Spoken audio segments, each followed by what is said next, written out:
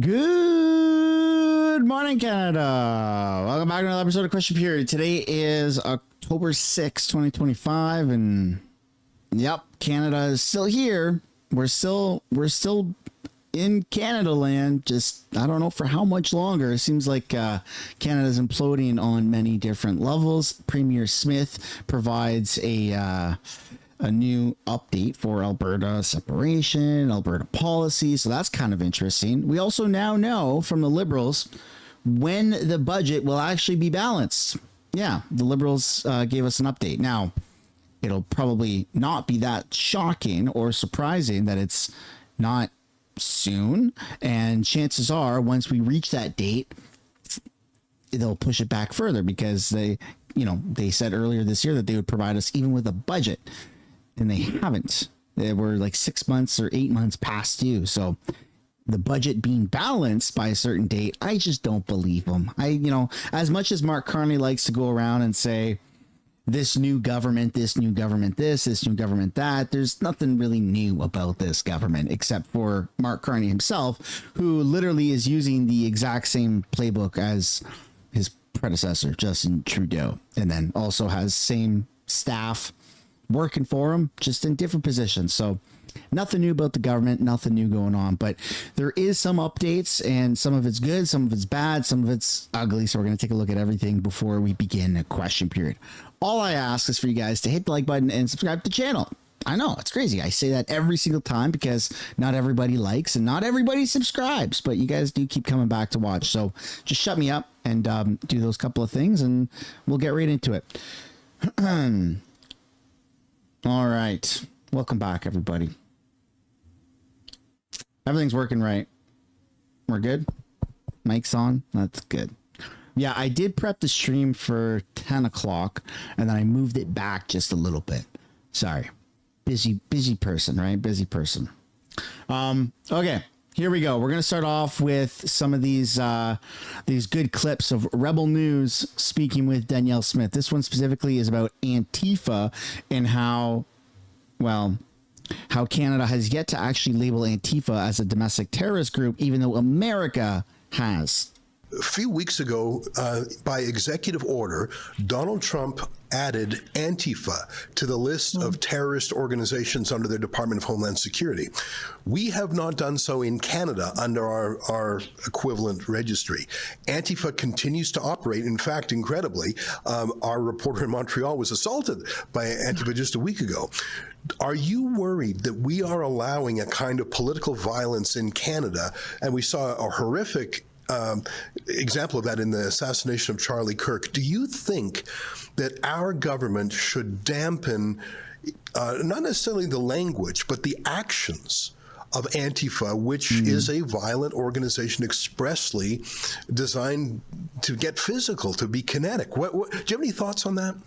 Well, I can tell you, I don't know the extent to which Antifa and I guess their companion Black Bloc operate in Alberta. I've been watching them in North America for some time. I think they do have a presence in Eastern Canada. One of the things that has happened in Alberta is we have a Critical Infrastructure Protection Act. And so we don't allow critical infrastructure to be blocked. You can't block borders, you can't block rail lines, you can't block highways. And our police do enforce that. So anytime we have seen that kind of action take place, I've been happy to see that our police forces have stepped in.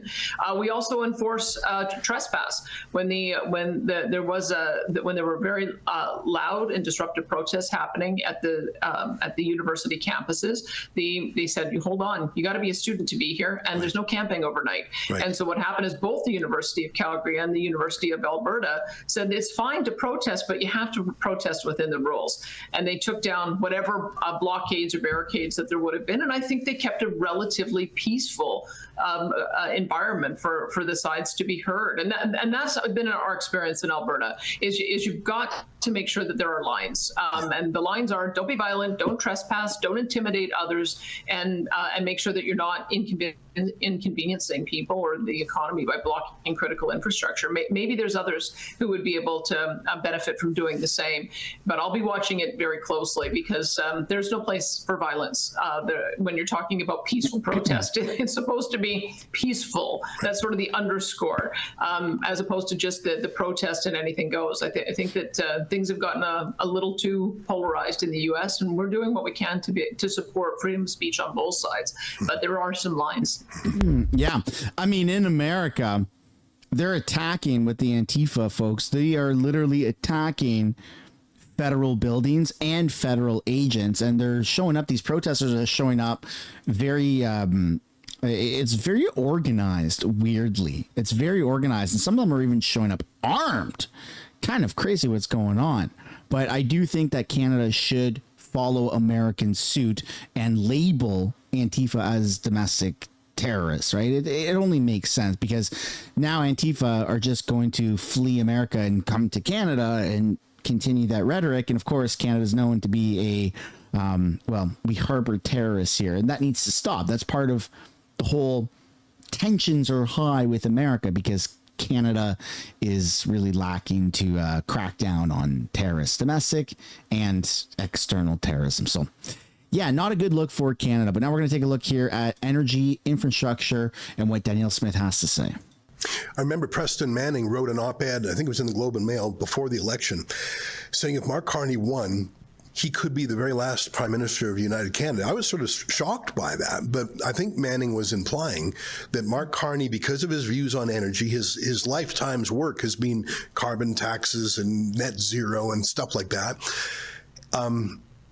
Preston Manning was suggesting that if Mark Carney were to be the prime minister, that would end Canada. It would be such an attack on Alberta that Alberta would leave. And I know that the referendum legislation in Alberta now has a lower threshold. Are you worried that if Mark Carney holds the line against Alberta, and if this Team Canada Expand Markets thing was just puffery, are you worried that he's going to give winning conditions? Some people would say it's not a worry at all, it's a delight. But do you predict that that would give a boost to the separatist movement? Well, I can tell you that there already is a petition campaign that's been put forward by the former Deputy Premier, Thomas Lukasik. And it's written the other way. It's, do you want to remain in Canada? He is operating under the old rules, had to get about 290,000 signatures in 3 months. And it sounds to me by recent news stories that he's almost there.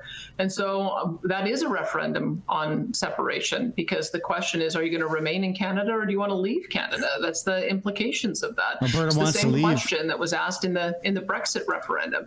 And look what happened there. So I've been trying to do everything I can to make people, the status quo is not having enough signatures for a petition campaign like that. But it does look like it is heading in that direction. And when it does come right down to it, we'd be looking at, probably, if the signatures are collected and verified, we'd be looking at having something in the spring.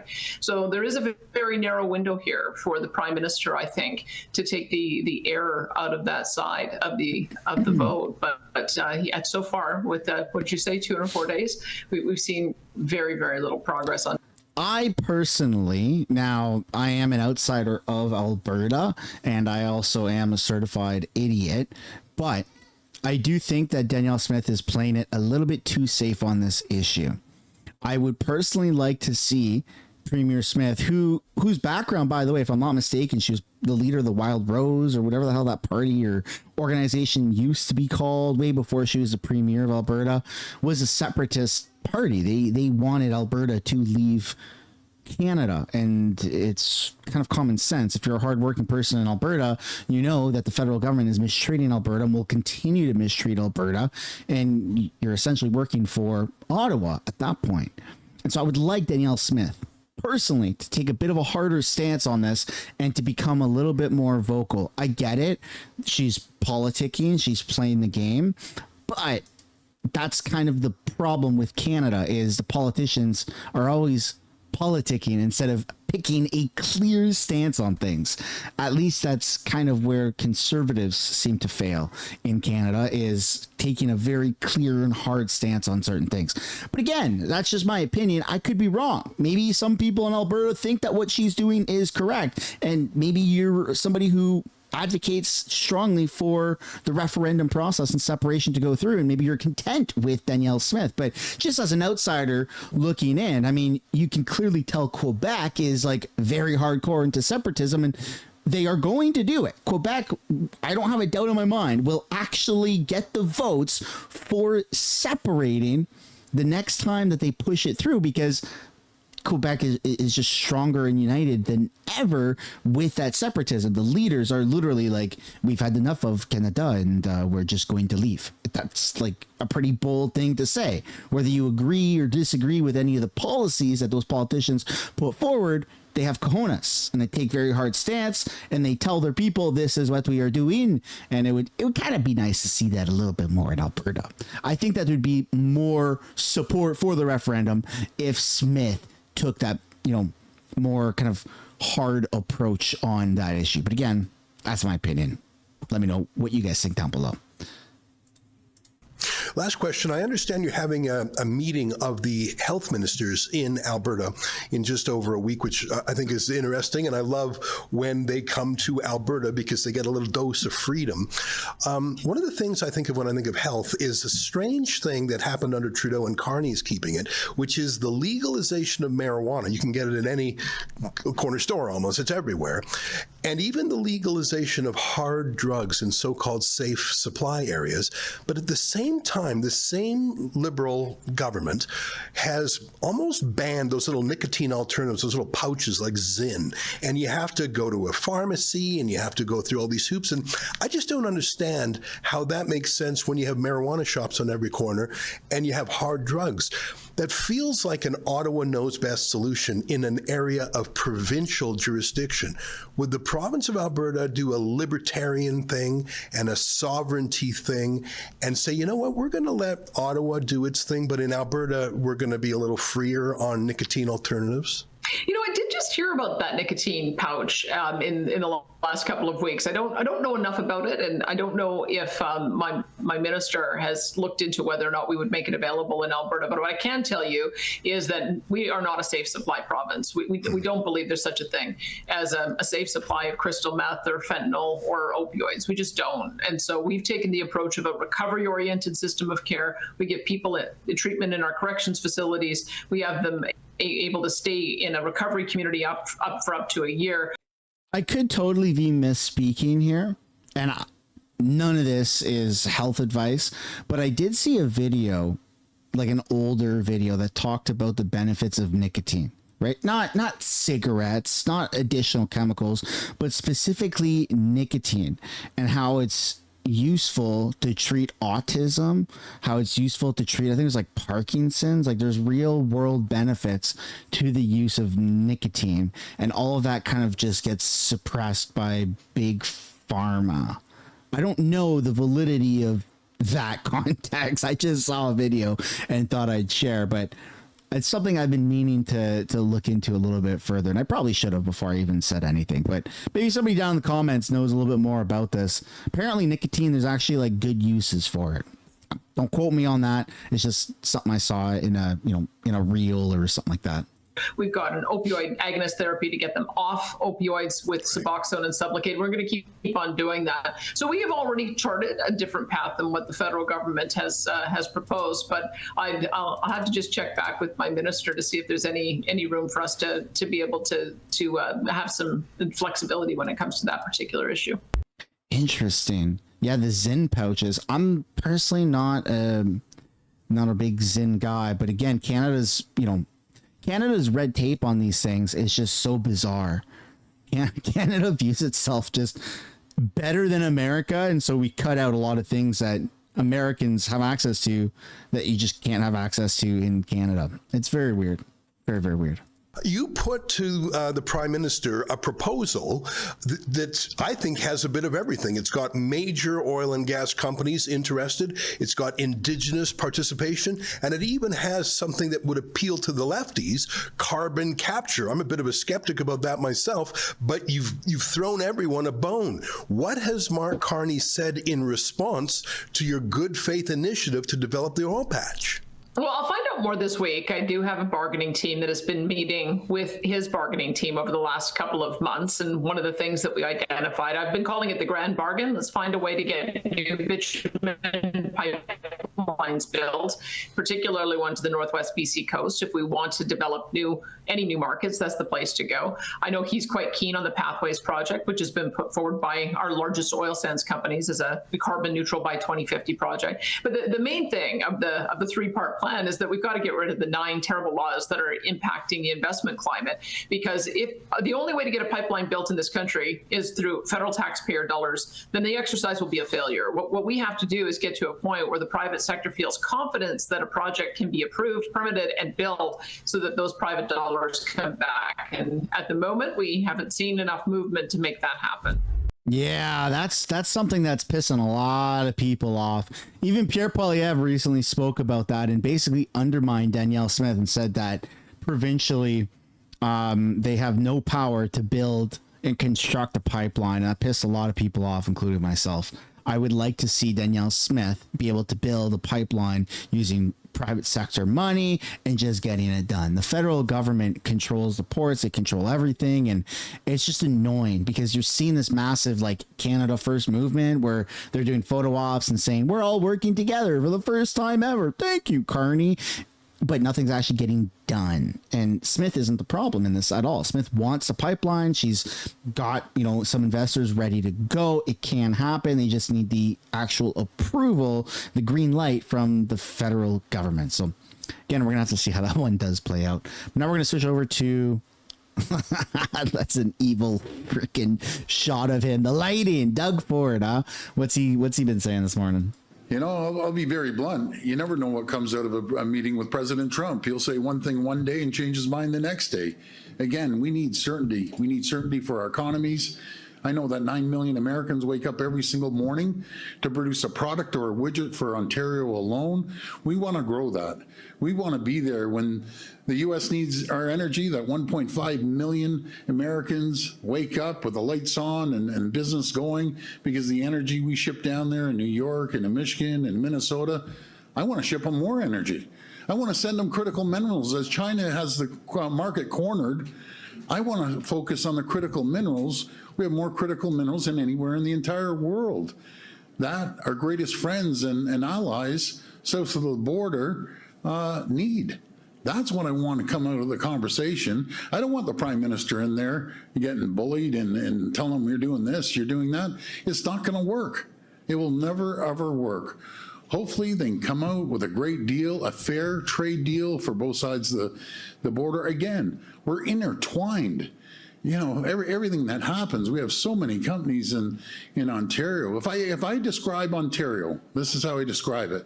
If you could put all the headquarters in the world, in the US, in one jurisdiction, that's Toronto and the GTHA area.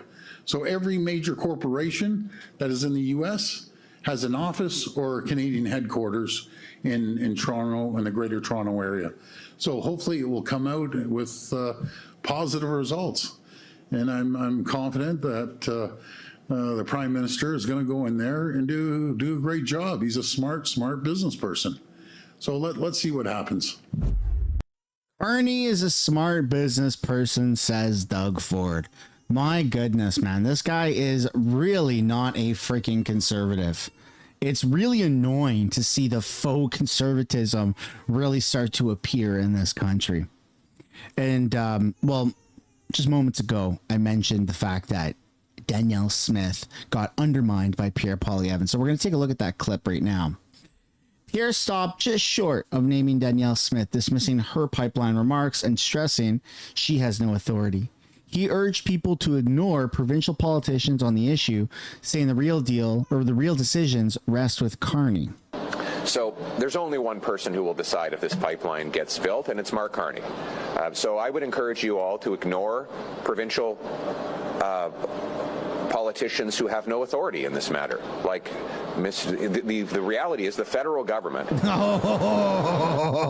So he almost said Smith. So somebody's lying to us because Premier Smith is saying that she can get the pipeline built, right? She can get the pipeline built. She can do it. And she's got funding for it for the private sector. And now Pierre, the federal government, saying that this doesn't matter at all this isn't a provincial matter. It's only a federal matter. So ignore what David Eby's saying about a pipeline, because he seems to be blocking the pipeline. It doesn't matter what Premier Smith says, because she has no jurisdiction and she can't do anything. And it's all very confusing. And so when they talk about unity from different premiers, different provinces, there is no real unity right now. You've got people like Ford that are kissing Mark Carney's butt, but that's it. And I can tell you one thing, Canadians love Americans, absolutely love Americans. I have a tremendous amount of friends, close friends. As I said, I spent 20 years of my life down in Illinois, and even Republicans, they aren't too happy with what President Trump is doing. So make no mistake about it, it's not everyone else. It's one person causing these problems. Rather than put the AMCAN fortress in, a ring around America and the U.S., America and Canada, and make it the strongest, most resilient, wealthiest, safest jurisdictions in the world, he'd rather come after us. I've never seen anything like it. It's unacceptable. We will never be the 51st state. We'll always be your best friend, your closest trading partner. And again, I just want to thank all the governors. I know some couldn't make it. We have great relationships. I think that Doug Ford is bipolar. Doug Ford, not too long ago, was frothing at the mouth and literally screaming that we need to shut the power off to 1.4, 1.5 million homes in America. He's frothing at the mouth, saying that we need to remove all American liquor and spirits off of the shelves. This guy is literally bipolar. He will say anything that is trending on that current day. He has no values. He has no spine. He has no moral compass. It's disgusting. It truly is disgusting. Minnesota and Illinois and Indiana, Ohio, Pennsylvania, New York State, and Quebec and Ontario. Just think of that corridor. That's an economic powerhouse the world has not seen, the U.S. has not seen, and Canada. Those states and those two provinces do the greatest amount to your GDP, both countries, than any other jurisdiction. And we're going to continue building that. Even though President Trump thinks protectionism is great. Well, why doesn't he look into what Ronald Reagan said many years ago about protectionism? It sounds great for a little bit, but what it does, it creates inflation. That's what it does. And we're seeing inflation already in both countries. It decreases competition. It just does not work anywhere in the world. And as sure as I'm standing here, it's going to come to fruition that we're already seeing inflation. You're going to eventually see job losses, because a tariff on Canada is a tax on Americans, tax on American people, tax on American companies. So I look forward to working with my great colleagues. Oh my goodness. Whenever Doug Ford talks about America the way that he just did, saying that we are such good friends and we're neighbors and we need to all work together, it's just the hypocrisy is so freaking deep with Doug Ford, who was literally threatening Americans not too long ago. In fact, I got called a bunch of mean and inaccurate names by my own premier because I've been calling out Doug Ford. It's disgusting. Canada is just a bunch of propaganda, it seems, and it feels like people on the left are just brainwashed. And it's gross. It's gross because I don't know how we get out of it. We had a chance to get out of it. In fact, we had the best chance to get out of it. 99% likely for Pierre Poilievre to have won the most seats in the odds of a majority government. It was handed to us. Yet liberals are just this dumb that they fell for it again because, well, it's not Trudeau who's in power. It's a whole new government. Except it was just one new guy. But he's not really new because he's been advising Trudeau for a good part of the last 10 years.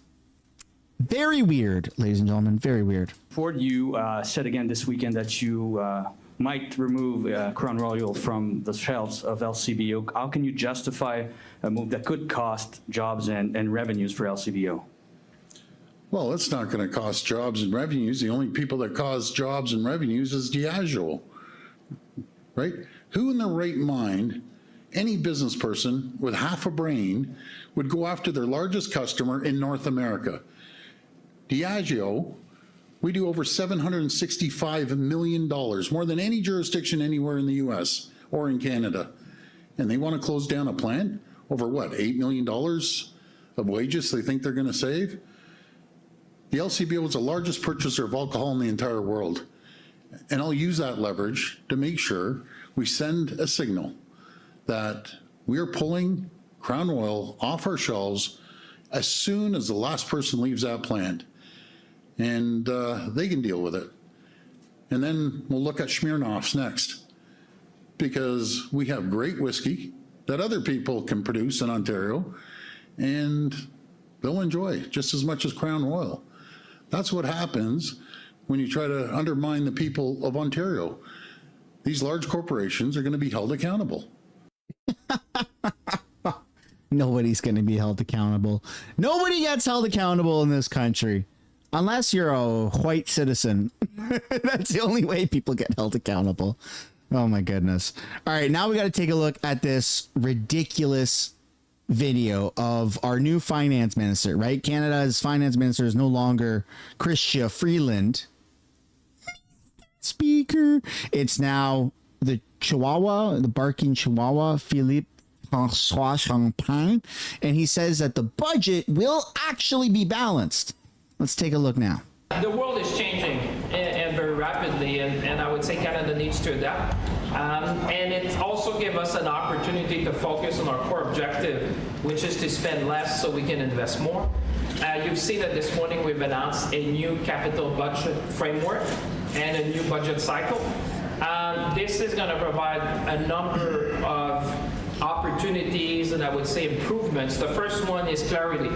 Clarity for parliamentarians, because what we want is to make sure that parliamentarians can do their work of oversight over public spending. So it's going to align far better with the budget presentation, the main estimates, and the votes that we have in the House, and the oversight that parliamentarians need to do over public spending. It's also going to provide more predictability, I would say, for provinces and territories. I've been talking to them, businesses and organizations that rely on federal funding, and it's also going to provide more opportunities to align with the budgets, with the construction seasons. Making sure, we need to build more in this country. We need to build Canada strong, and that's going to better align, obviously, with what you see. Your officials said today there will only be one deficit figure in the budget. So are you walking away from the pledge to present an operating budget balance? And if not, what is the operating budget balance? What we're saying is that, so you're coming to how we're going to be presenting in the budget. So I think the capital budgeting framework is to provide more clarity, more transparency. It's an additional lens. It's not replacing anything. So we're going to calculate the deficit as it was presented in previous budget, the same thing with the debt. But what we're trying to do is to provide more transparency, more clarity for Canadians. So when you're going to look at the budget, you're going to open the page and you're going to be able to see, okay, where is the government of Canada investing my money? There's going to be a part which is, day-to-day expenditure, and the other one on capital. But all that will be to provide more information. It's not going to replace, it's just providing more information on other lens. Like you've seen in the UK and Singapore, many countries have moved to that to provide more transparency, more clarity to people. Our objective is to spend less so we can invest more. We've been very clear to Canadians that we will balance the operating budget over the next 3 years by 28, 29. Well, the operating budget will be balanced. Against what? What is the revenue? Will be balanced against what? How do you balance the budget? Will be balanced in the sense that by that time the revenues will cover the operating expenses. Of revenue. So you don't get two different streams of revenue. No, but that's what I'm saying. What we're doing today is to help you in a way, because you'll have more clarity, more transparency. We're going to distinguish between capital investment and operating spending. So you're just going to see that, but the way that the deficit is calculated and the way the debt is reported will be the same as before. Right. So it won't change any of the baseline. You'll be able to do the reconciliation. The public accounts of Canada will continue to be published, obviously, in accordance with the accounting principles. So Justin Trudeau in 2015, when he was first elected, he said that the budgets will be balanced, right? For 10 years, he said that. And we're now 2025, so we're 10 years. And they're saying that it's not going to be balanced until 2028, 2029. So that would make it 14 years, 15 years of unbalanced budgets of Canada riding these massive deficits. That's pretty pathetic. If you're wondering why our dollar is consistently weakening, if you're wondering why the cost of everything is skyrocketing, it's because of these idiots that are in power, these liberals that are literally putting us further and further into debt under the promise of vote us back in and we'll fix it. We'll fix the mess that we created. We're going to cause the problem and we're going to try to sell the solution. And for some reason, it keeps working. That have always been used, but it's just another lens. It's just, at the time where we say to Canadians that this is a generational moment, that we need to do generational investment, I think it's only fair. I think it's fair to go to Canadians and say, this is what we're going to do with respect to expenses, day-to-day expenses to run the government, to pay salaries and all that, and this is what we're going to do in order to build the future. It's a new lens. I mean, like I say, the UK has done something similar, Singapore has done something similar, and I think for a long time I've been saying, why don't we present things to Canadians in a way that is far more understandable? When you understand how much is the day-to-day spending and what is investments, when Canadians go and pay their cell bill, they understand that's an expense. When you buy a house, it's an investment. So the government of Canada, when we're doing that, I think it's going to provide more clarity, more transparency, and it's not replacing anything, it's adding something. Several forecasters are saying the deficit is tracking now towards $100 billion. Is that way off base, or are they in the ballpark? Listen, you'll have to wait until November 4th for me to provide you with an update on the forecast. But what I would say is that, and I've seen recent comments and I was reflecting on them, I mean, when you consider that Canada has the lowest debt to GDP ratio in the G7, has the lowest deficit to GDP ratio in the G7, that we are only one of two countries in the G7 with Germany to have a triple A credit rating, I would say the fiscal situation of Canada is solid. We have the means of our ambition, and that's why we say we need to do generational investments to ensure the future of Canada, because at the time where you have, Canadians understand with everything that's happening, the world economic order is changing in the way, I said that at the G7 recently, it's really the speed, the scope, and the scale of the change we're seeing. This is once in a generation. In my view, you have to go back almost to 1945 to see so much change, so fast, and so broad at the same time in the world economy that everyone is trying to realize. Oh my goodness. Canada's doomed. I don't know how else to say this. Canada is actually doomed. This is scary, man. These people keep causing problems and they keep trying to sell solutions, and people are buying it. People are actually buying it. Oh my goodness. That's crazy to me. That is crazy to me. Why do we keep doing this to ourselves? Years of delays. Canada and the United States inked a deal in 2023 for Canada to purchase 88 American-made F-35 fighter jets.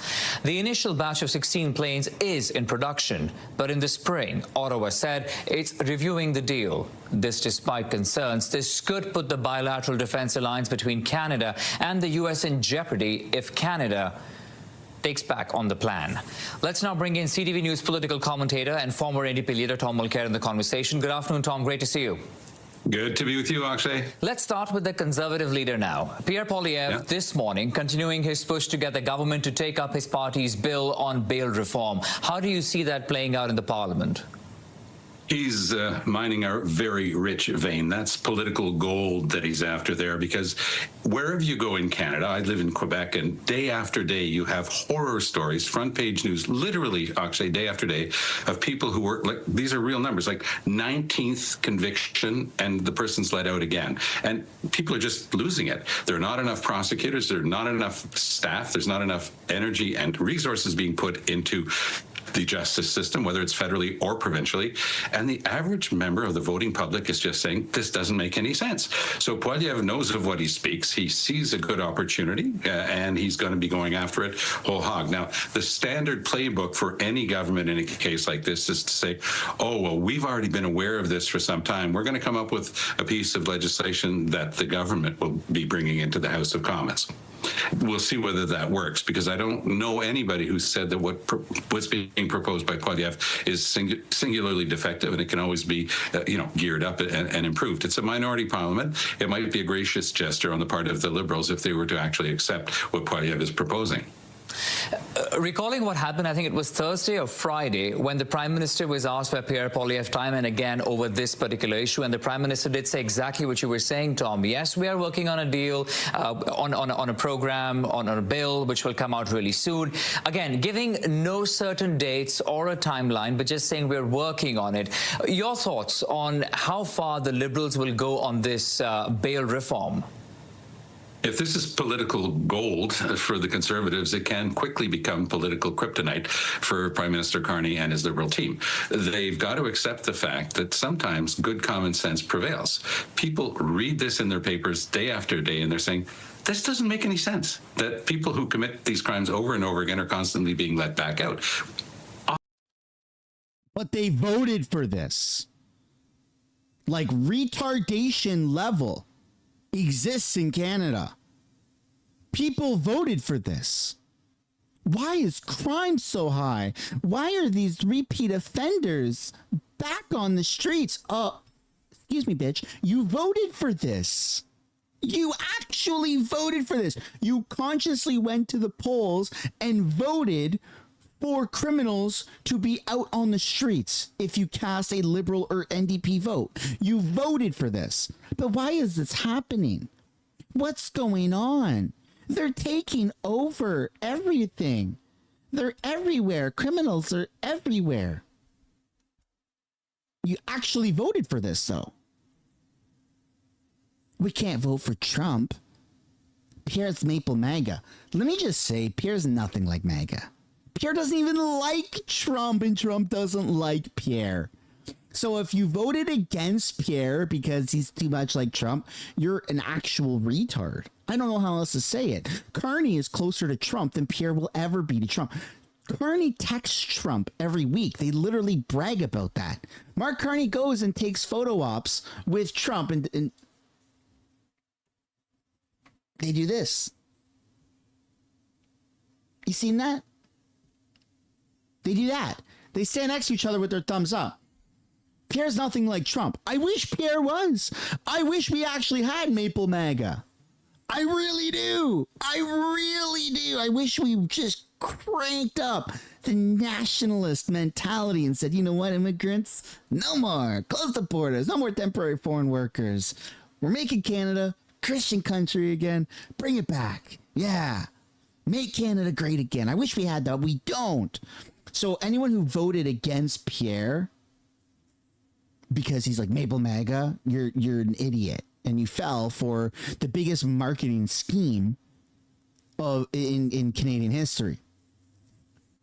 And if you voted Liberal because their policies were more appealing, then you're an idiot, because then you complain about how their own policies are ruining the country. My goodness. Retardation. Often with tragic consequences. I thought, by the way, that Poilievre had worked very hard on his tone there. He wasn't, his usual snide self. He wasn't trying to be snarky or smarty pants. He was just laying it out. And I think that a lot of Canadians are going to be listening to that tone on a very real issue. So Carney, you better get with the program. If he's got his Justice Department that's going to come up with something, they're going to say, well, it dovetails better with what exists, and they bring it forward. I don't know if anybody's going to vote against it. But if Poilievre's bill is ready to go, why not show that you're thinking of the average Canadian who is right now very worried about their security? These themes of law and order are often portrayed as being right versus left, but they're actually right versus wrong. It's wrong. No, it is right versus left, you dumb idiot in a brown suit. Who wears a brown blazer? You're 105 years old? That's ridiculous. No, it is right versus left. The Conservatives said jail, not bail. They screamed it for 2 years. The Liberals, their policies were bail, not jail.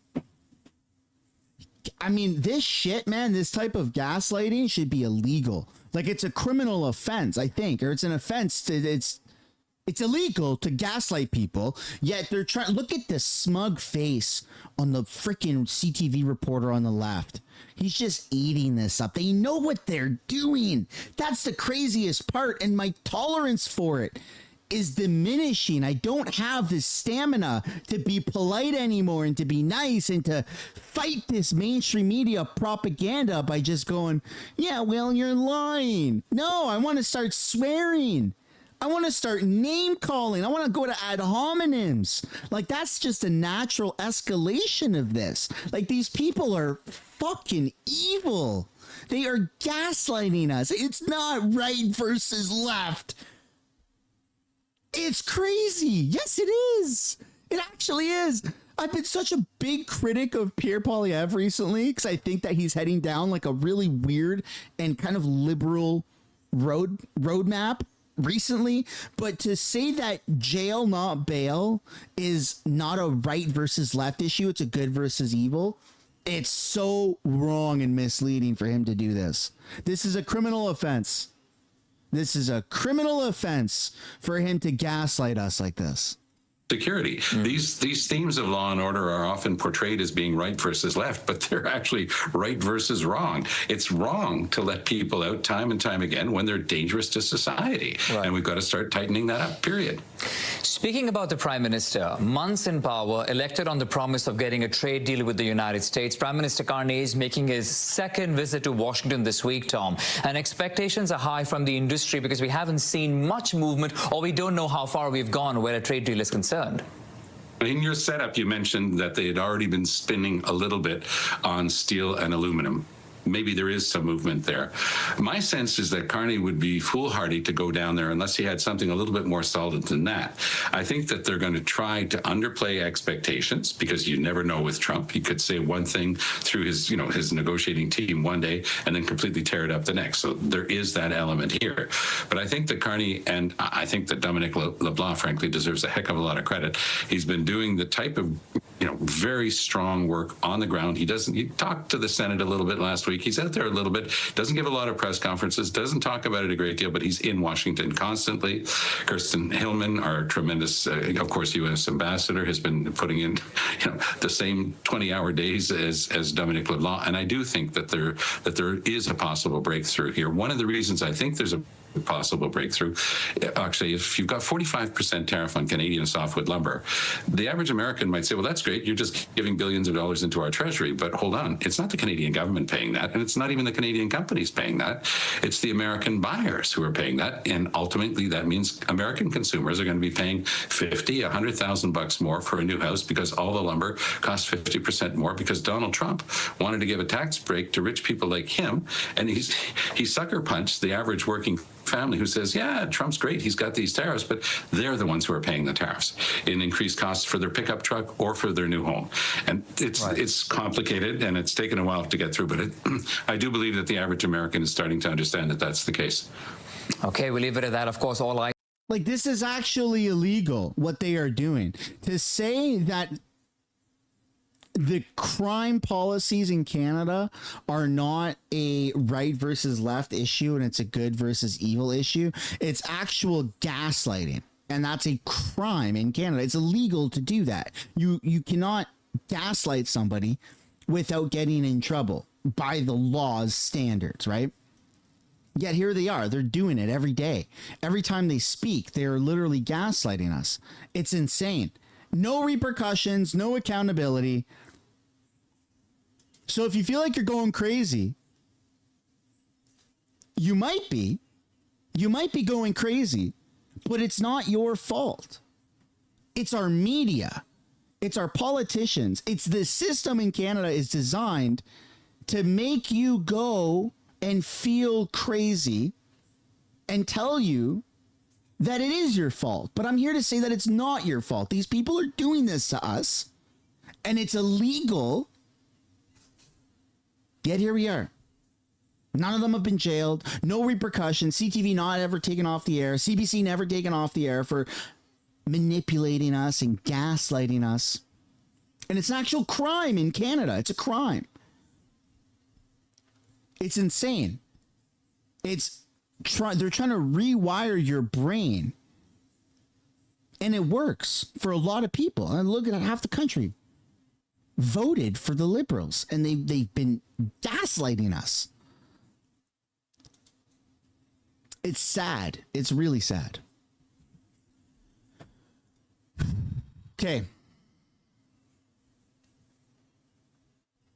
Sorry, I'm trying to wrap my head around this. Like it breaks my heart, man. It makes me angry. It makes me sad.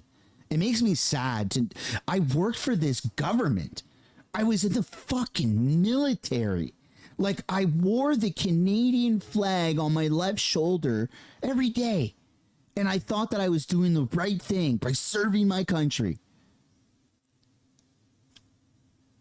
And then here I am, finding out that it's all a lie. They manipulate us. They don't want us to be thinking for ourselves. They want to control our brains. They want to incite outrage in us. And then they want to tell us that we're crazy. And then they want to start taking stuff away from us, take away our property, take away our rights, take away our freedoms. Like, these are real things. They literally said, if you drive in your car, you're responsible for burning the planet down. Do you remember that? Like, they are actually gaslighting us. It's a crime.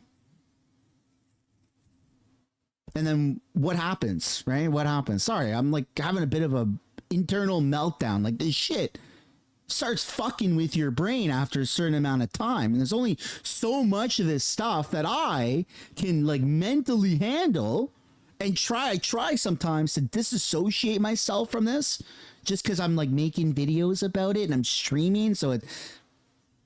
But sometimes it just gets to me, and it's getting to me right now. And it's so annoying.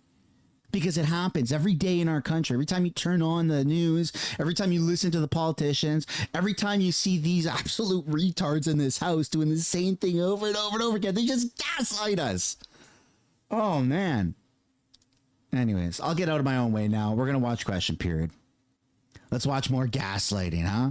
There's Bruce Fanjoy in the background, member of Carlton. All I ask, folks, is that you guys hit the like button and subscribe to the channel. That's it. That'd be nice if you guys did that. Here we go. By true love, the Mother of the Moon allows the couple to reunite each year on the full moon of the 8th lunar month, which has now become a time of reunion around the world, particularly for families. Happy Mid-Autumn Festival, Jungtil Kwai-la. The Honourable Member for Calgary McKnight. What is that about? Mr. Speaker, in April, the Prime Minister promised bail reform to keep repeat violent criminals off our streets. But half a year later, he has broken his promise and has kept soft on crime liberal catch and release laws in place. Because of liberal bail, gun crime across Canada is up 130%. Hate crimes up 258%, homicides are up nearly 30%, and extortion is up 357%. Unbelievable. Today, Conservatives are proposing a fast-track solution to pass our jail, not bail, bill right away to keep Canadians safe. Will they scrap liberal bail or get out of the way so Conservatives can do it?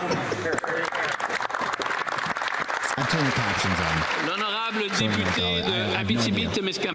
The honourable member for Abitibi-Témiscamingue. Gun to my head, I couldn't repeat anything he just said. Thank you, I have Mr. no idea. Speaker. Mr. Speaker, Quebecers can feel extra proud today because Kim Clavel is once again the world boxing champion. She promised us she would do it. She said, and I quote, "I will step into the ring with Quebec tattooed onto my heart and become world champion again." And that is exactly what she did so brilliantly on September 28th when she defeated her Argentinian opponent by unanimous decision in a very fierce, frenzied fight.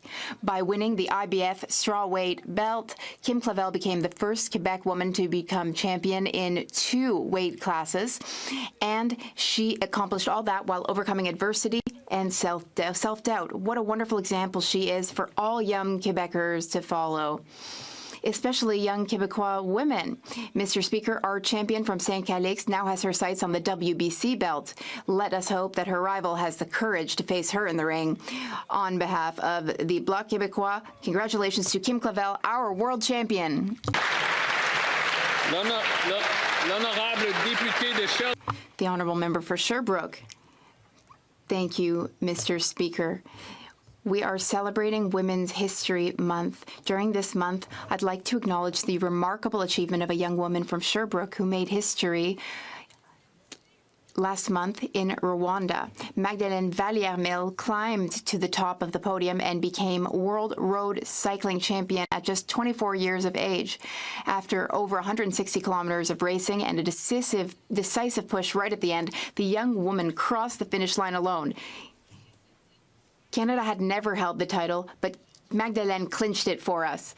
The young Sherbrooker is living a dream right now, and we are living the dream with her. Her victory is a source of pride for her team, for Sherbrooke, and for the entire country. And this victory will be talked about for many years to come. Next September, Canada will host the World Championships, and our proud Sherbrooke spirit will defend her title with the entire nation there to support her. 1,000 congratulations to Magdalene, and a happy Women's History Month to everyone. The honourable member for Newt-Tecumseh-Gwillimbury. Mr. Speaker, the Blue Jays continue to annihilate the New York Yankees. But it's a swing and a miss every time this Prime Minister goes up against the Americans.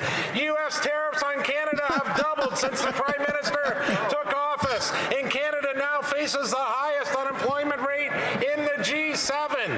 While the Blue Jays are hitting home runs, this Prime Minister keeps coming home with nothing. He's already blown past his own deadlines to secure a deal with the U.S., and the tariffs have only gotten worse. Businesses across the country and those in my community, like MyTech, Oetiker, Borden Metal Products, and Honda, are paying the price for the Liberals' elbows down approach.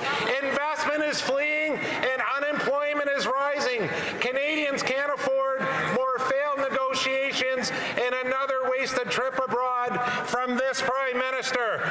It's time for him to stop striking out and bring all the honourable member for Yukon.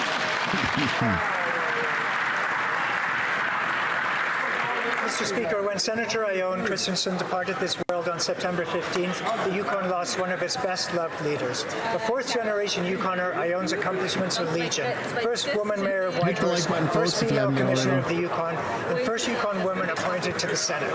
Beyond her political life, Ione loved the Yukon outdoors, rafting and hiking the waterways and trails of the territory, including a historic Chilkoot Trail that she hiked over 20 times, in the footsteps of her great-grandfather's first entry to the Yukon in 1897. That same great-grandfather carried over the Chilkoot Pass a small sack of sourdough, passed on through generations and nurtured religiously by Ione through many a family Sunday pancake breakfast.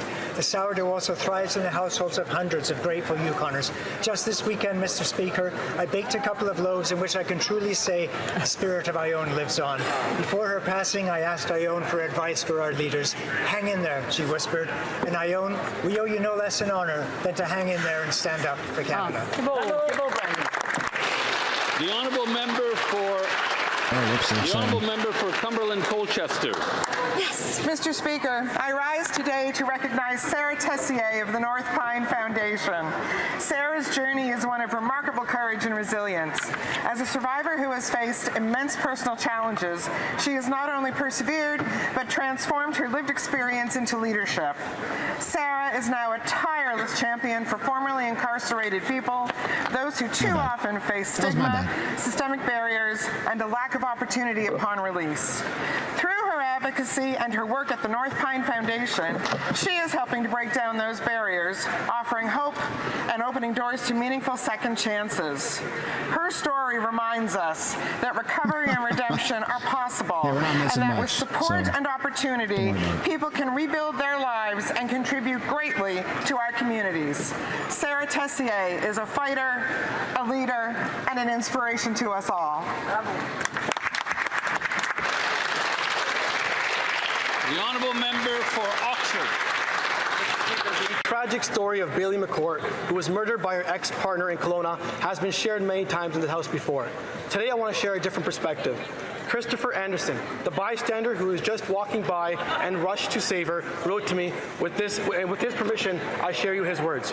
He wrote, and I quote, "I ran towards them, but by the time I reached them, he was already hitting her in the head over and over. I held her hand, and I told her she was safe and loved. I'm not writing to ask for anything specific. I just need you to know what happened, and I need others to know Bailey's name. She was a mother, a daughter, and a human being who deserved to live. People are dying in plain view. I don't believe we can afford to keep ignoring it," unquote. Mr. Speaker, violent crime has countless victims. Those whose lives are taken, the bystanders, the first responders, communities, and the families who must carry on. I urge all members to remember Bailey, hear Christopher's plea, and put politics aside and pass the Jail Not Bail Act today. Yeah! They won't go through with that. Like, look at the Liberals. They didn't even acknowledge what the heck is going on. Thank you, Mr. Speaker. This is Women's History Month. During this month, I would like to pay tribute to a great Quebecoise, Jeannette Bertrand. As an author, journalist, playwright, and communicator, she has, for decades, brought women's voices to the forefront of our screens and public discourse. Through her work, she courageously addressed topics that had been silenced for too long: equality in the workplace, domestic violence, stereotypes, consent, mental health, aging, and dignity. She gave a face, a voice, and humanity to real-life experiences. She helped to break taboos and to advance equality in Quebec and in Canada. Her influence is intergenerational. She has inspired creators, she has empowered families, and she has raised awareness among policymakers. Even though she's a centenarian, Mr. Speaker, she continues to inspire people, to spark reflection, and to open paths to fulfillment for women. Thank you, Ms. Bertrand. The honourable member for Elgin St. Thomas, London South. Mr. Speaker, the Prime Minister's off to Washington today. Once again, he's wheels up but elbows down. Remember when he promised to negotiate a win with Donald Trump by July 21st? Well, since he took office, U.S. tariffs on Canada have doubled, thousands of jobs have been lost, and Canada has the second highest unemployment rate in the G7. Businesses in St. Thomas, Elgin, and London are still seeing no end in sight to the trade uncertainty. If this is a win, I would hate to see a loss. But the Prime Minister isn't the only one heading to the United States. So are investors. We have lost nearly $54 billion in investment since he took office. Stellantis pausing production in Ontario while investing $10 billion in the United States. Enbridge building pipelines in the U.S. while saying liberal anti-energy laws are making it impossible to do it here. Every time the Prime Minister faces Trump, he backs down. No deals, no progress, just more pain for Canadian workers. The honourable member for Burlington. Mr. Speaker, October is Pregnancy and Infant Loss Awareness Month. The month encourages open dialogue to help break the silence surrounding a difficult experience faced by over 1,600 grieving families in Canada each year. I am proud of my colleague from Burnaby North Seymour for introducing Evans Law, a long overdue measure to support grieving parents while on parental leave. Evans Law was inspired by the experience of a constituent of mine, whose personal grief can inspire lasting change. When passed, Evans Law will amend the Employment Insurance Act and the Canadian Labour Code, ensuring that families will no longer experience additional trauma caused by having to notify Service Canada and file a new claim to continue receiving their benefits. This small change means families will be able to focus on healing from their loss rather than navigating bureaucratic processes. As we observe Pregnancy and Infant Loss Awareness Month, let us create space for the voices of families who have experienced the heartbreaking loss of an infant. Thank you, Mr. Speaker.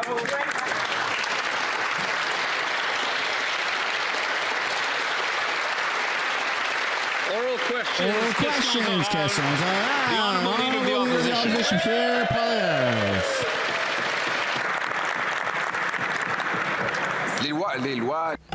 Liberal legislation has freed criminals in our streets and created chaos everywhere. in St. Jerome, a woman was killed by her spouse, a man who was arrested 30 times before and who violated his release conditions several times, and he was released by these Liberals. Today, we're voting on a Conservative motion to reverse these Liberal laws, put criminals back in prison, and restore security for all Canadians. Will the PM allow this to pass? The Honourable Minister of Justice. Every Canadian deserves to be safe and to feel safe in their communities. Over the course of the recent federal election campaign, we made several commitments to help reform Canada's bail system and to advance stronger penalties for those who commit serious offences against their fellow Canadians. Mr. Speaker, we are willing to work across the aisle with other members to ensure we put forward reforms that are informed by evidence, not ones that are seemingly copied and pasted from American-style bail laws. Mr. Speaker, it's only going to be a matter of weeks before we advance new legislation to strengthen criminal justice reforms in this country. I hope all members from all parties support us. The Honourable Leader of the Opposition. Mr. Speaker, yesterday I met with the head of the Peel Regional Police Union, along with a group of crime victims. Among them was the Faruqi family. Alim Faruqi rose at night to protect his kids from a home invader and was shot in the throat. He's dead. His brother came out and said the Liberal government should be ashamed of itself for keeping in place Liberal bail that has allowed for 1,600 crimes every single day. We have a motion before the House to get rid of Liberal bail and restore safety to our streets. Will the Prime Minister let it pass? Hear, hear. Honourable Minister of Justice.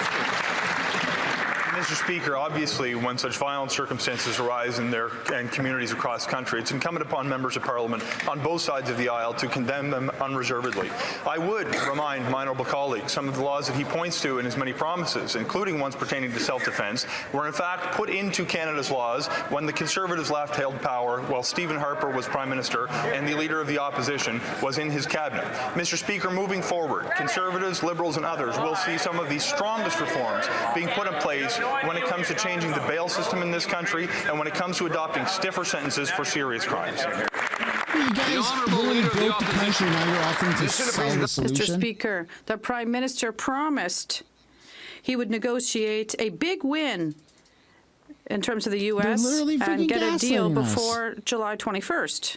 Tomorrow, he'll be announcing the deal he will get with the U.S. President. The PMO has indicated to the media that there'll be full elimination of tariffs on aluminum and steel.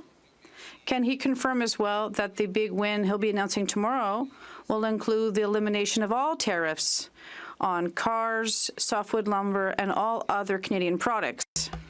That's not going to happen. The Honourable Minister. Every country has tariffs. Mr. Speaker, the Leader of the Opposition is right. Yesterday, at the invitation of the U.S. President, the Prime Minister will go to Washington to continue important discussions, obviously, on the issue of trade and how to protect jobs and industry in Canada and how to build a North American economy that will benefit both of our countries. We'll also be discussing other international issues. And, Mr. Speaker, I would be surprised if the Leader of the Opposition was not happy with this commitment from our U.S. partner. The Prime Minister promised that he was going to negotiate a win with the President, that he'd have a deal by July 21st. Here we are in October, and tomorrow the Prime Minister is going to the White House to announce this deal. Surely he's not just going for a photo op and to make more excuses. And the Prime Minister's office is already telling the media that there will be the full elimination of tariffs on steel and aluminum. Will he also confirm that this deal that he's announcing tomorrow, this win, will include elimination of tariffs on autos, softwood lumber, Buy America, and all other protectionism against Canada? The Honourable Minister responsible for Canada-U.S. trade. Mr. Speaker, I remember the Leader of the Opposition and some of his colleagues criticizing for the government for not having enough direct face-to-face engagement with the President of the United States. So good news, Mr. Speaker. The President has invited the Prime Minister to a working meeting tomorrow in Washington, followed by a working lunch. Obviously, Mr. Speaker, the conversation will center on trade issues and what we want to do to protect Canadian industries and Canadian workers. At the same time, building an economy in North America that's in the interest of both countries. And the discussion will also talk about a series of other international issues. The Honourable Leader of the Opposition. Surely, after promising to negotiate a win, to have a deal by July the 21st, the Prime Minister's not flying all the way to Washington, D.C. just to have lunch. By the sounds of it, that's all they are going to accomplish, Mr. Speaker. We've seen since he promised this win, American tariffs on Canada have doubled. The Prime Minister has caved on counter tariffs, on the digital services tax, and on everything else, and 86,000 Canadians have lost their jobs as a result of his weakness. Surely the Prime Minister will finally keep his promise and come home with a win. What will it be? The Honourable Minister responsible for Canada-U.S. trade. Mr. Speaker, Canada is currently in the best position of any major trading ally of the United States. But we've said consistently, Mr. Speaker, that we have work to do with our American partners on sectoral tariffs. We have work to do in building an economy in North America that's in the interest of Canadian businesses and Canadian workers. That's exactly the conversation that the Prime Minister will have with the President. And Mr. Speaker, was the Leader of the Opposition suggesting if the President of the United States invites you to go to Washington for a meeting and a working lunch, we should have just said no and hung the phone up? Yeah, if you're doing elbows up, that's exactly what you should have done. No, we're suggesting he actually keep his promise and negotiate a win. Or that too. The Liberals' excuses are tripping over each other. Last week, the Prime Minister said the American tariffs on Canada are so bad that that's why we have the fastest shrinking economy in the G7, the second highest unemployment, $52 billion of net investment that has fled, 86,000 jobs that have been lost. And now they're saying that we have the best possible position.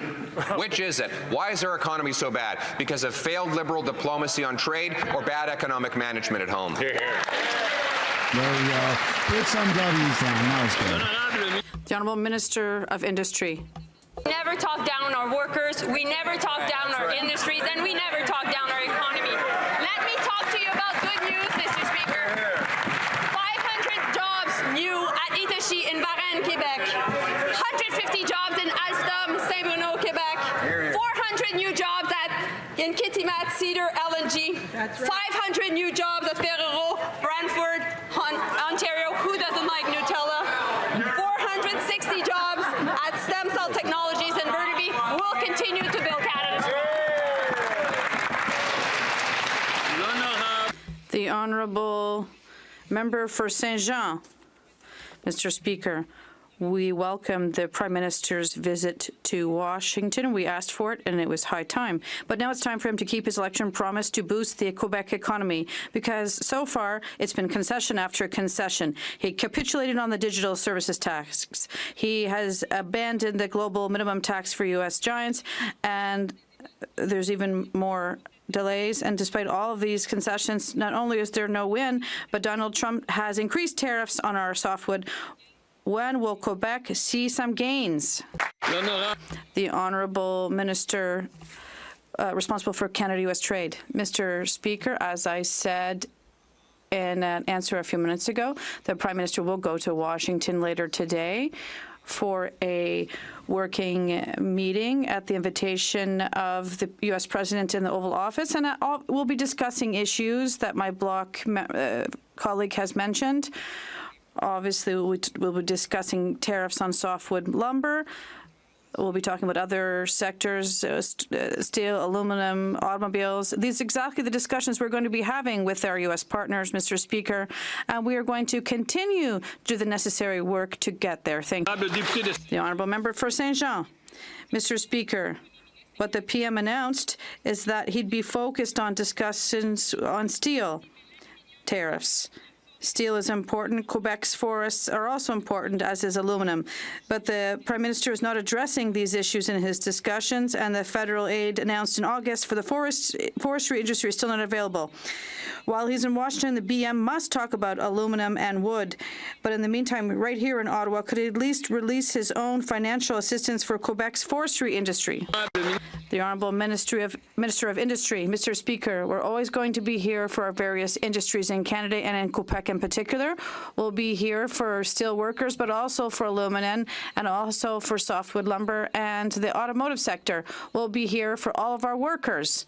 In fact, we have several types of funding that will be available for different sectors, and we're having several discussions with these sectors, and I'd be happy to work with my colleague, who I appreciate greatly to find solutions for softwood lumber. The Honourable Member for Pierre Boucher, Les Patriotes Verchères. Mr. Speaker, there is a public danger on our roads, low-cost drivers. We're mainly talking about immigrant truck drivers from Ontario who are exploited by companies to save costs and who drive heavy goods vehicles without qualifications. This is a cause of fatal accidents, abuse of vulnerable people, and illegal competition for truckers who follow the rules.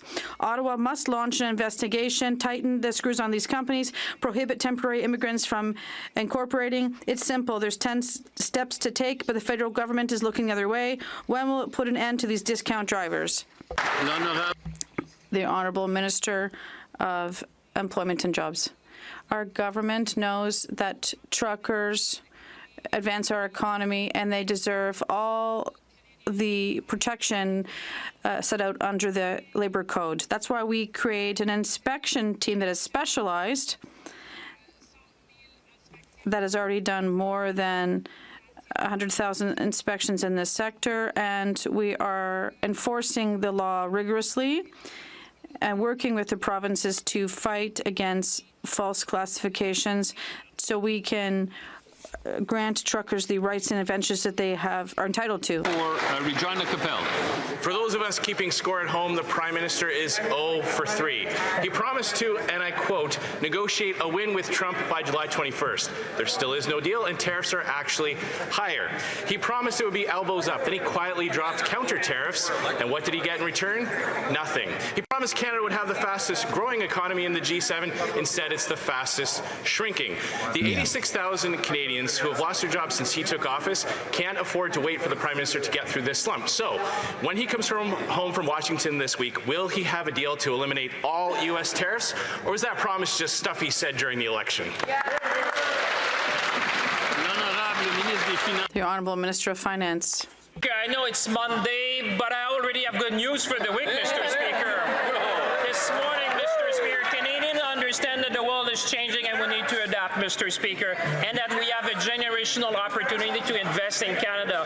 This morning, Mr. Speaker, we announced a new capital formation budgeting framework, Mr. Speaker, in a new budget cycle.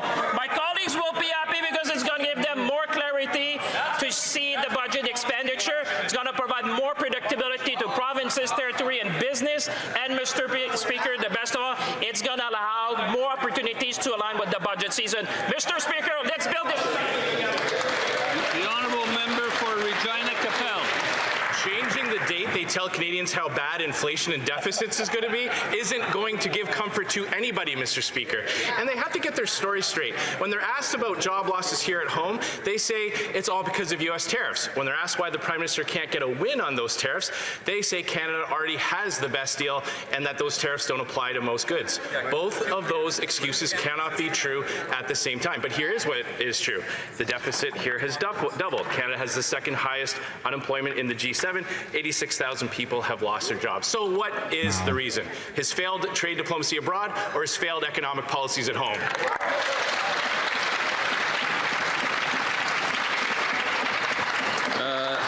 The Honourable Minister of Canada, responsible for Canada-U.S. trade.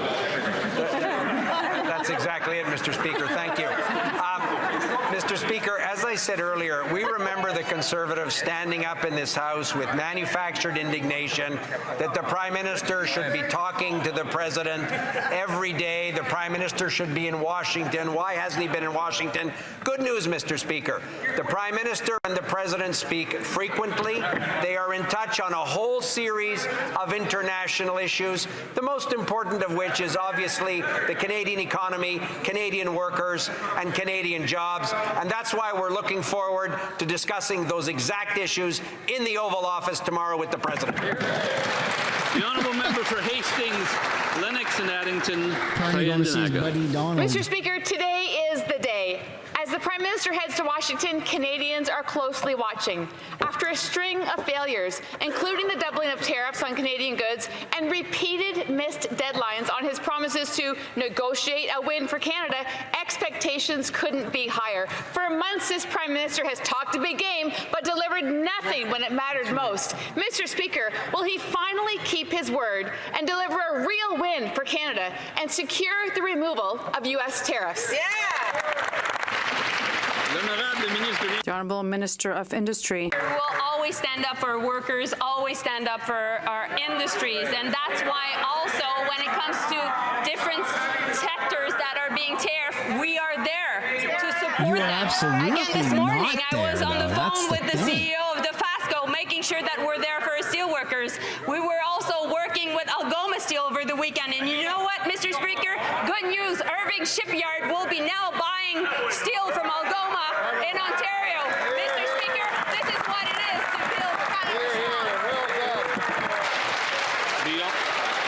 The honourable member for Hastings, Lennox and Addington, Kayandinaga.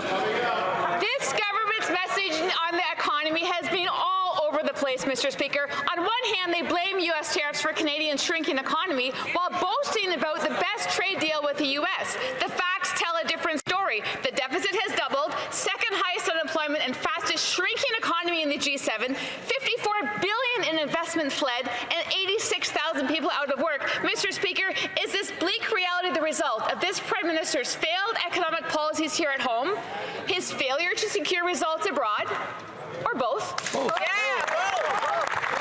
that's good. The honourable Minister of Foreign Affairs. Speaker, we're focused on building a very strong bilateral relationship, and I asked my colleague opposite, is it a failure when we support our auto industry? Is it a failure when we support steel? Is it a failure when we support aluminum, Mr. Speaker? We beg to differ. We are diversifying our trade routes. We are building strong bilateral relationships across the world, including with the United States, Mr. Speaker. And on this side of the House, we will always fight for Canada. Vive le Canada! Oh, somebody shot her up. The honourable member for Bowmanville, Oshawa North. Mr. Speaker, GM is eliminating thousands of jobs in Oshawa, and Stellantis has idled its Windsor plant while sending $10 billion to the United States. Families across Ontario are rightly concerned that the Prime Minister has no plan for Canadian auto and no plan for impacted workers. Will the Prime Minister bring home a deal for Canadian auto that eliminates U.S. tariffs? That's good. But we're never going to have zero tariffs. Mr. Speaker, we've been actively engaged with all the CEOs of the D3, Stellantis, GM, and of course Ford, as well as with Honda and Toyota. And we've put in place a remission system to make sure that they would be able to continue their operation and create jobs. Now, we know that the auto sector is facing a challenge. That's why also we're engaging with Unifor and the different labor unions. And at the same time, we have now a very important fund of $5 billion to help these plants. We will be there for our auto sector. The honourable member for Mégantic, l'Érable, Lotbinière.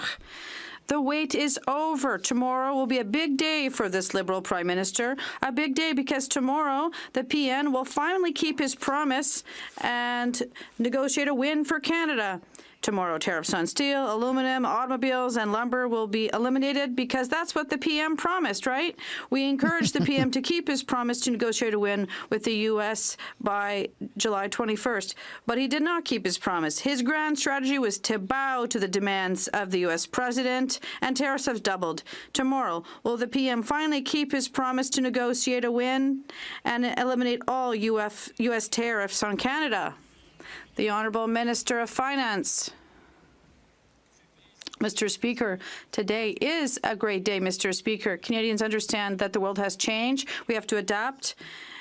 And in terms of capital investment, well, we presented a new budget framework and updated the budgetary cycle. This is good news. It provides clarity to my colleagues. It allows them to see budgetary measures, and it also allows companies and provinces and associations that depend on federal funds to have greater clarity and opportunity for construction in this country. When we'll consider to celebrate that we'll be building a strong Canada. The Honourable Member for Mégantic-L'Érable. Clarity, Mr. Speaker? Let's talk about that. The Liberal position on the economy isn't clear. On the one hand, they claim that the collapse of the economy, well, the worst in the G7, is due to tariffs. On the other hand, they say they've reached an excellent deal on tariffs. But what do the real figures say? The deficit has doubled. Canada is the G7 economy with the sharpest contraction and the second highest unemployment. $52 billion in net investment has fled the country, and 86,000 people have lost their jobs. Is the Prime Minister a poor diplomat, or a poor comments for Canada, or just quite simply bad? The Honourable Minister. I'm really sad when I hear what the Conservatives are saying. Canada has an enviable position in the G7. We have the lowest debt-to-GDP ratio, and one of the two G7 countries that has a AAA rating. But instead of talking down the Canadian economy, they should be proud of making a strong Canada, that we're building a strong Canada together and investing and making generational investment. We're working for Canada and Canadians and workers. The Honourable Member for Laurentides-Labelle. Mr. Speaker, the postal crisis is worsening, and this is fully the federal government's fault. On Friday, Canada Post submitted a new collective agreement offer to its workers, an offer that was worse than the previous one, which was rejected. Canada Post is taking advantage of the leverage given it to that Ottawa gave it to intimidate its employees and force them to back down. The minister keeps saying that both sides must negotiate. But by getting involved in this conflict, he has poisoned the discussions. Does he realize that it's his fault today if no one's receiving their mail today? The Honourable Minister. Thank you very much, Mr. Speaker. For us, Canada Post is a vital, essential institution that is part of our fabric that needs to be saved. Why? Because Canada Post is losing $10 million a day, and that Canadians have to pay for this just to maintain its operations. Now, I understand that's acceptable for the Bloc, but it is not for us.